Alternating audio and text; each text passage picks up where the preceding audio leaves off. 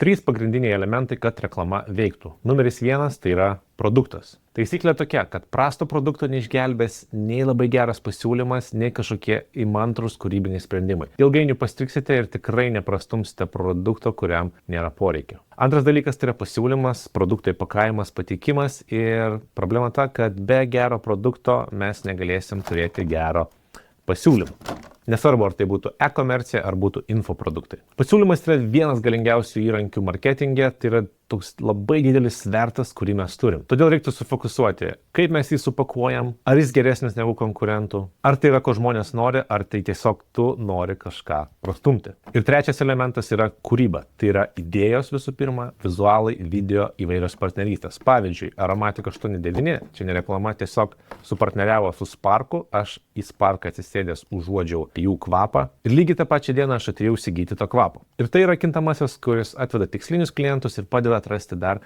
neatrastų klientų segmentus, kaip buvo padaryta su manim, aš niekada šito dalyko nepirkdavau. Taigi tau kaip verslo savininkui arba vidiniam marketingistui versle būtina fokusuotis iš tuos 3 dalykus tam, kad augintum pardavimus ir tai daryti nuolatos. Niekas už tave to nepadarys. Gerai, gal ir padarys, tik reikės papildomų investicijų. Jeigu nori daugiau panašaus turinio, sek mano profilį.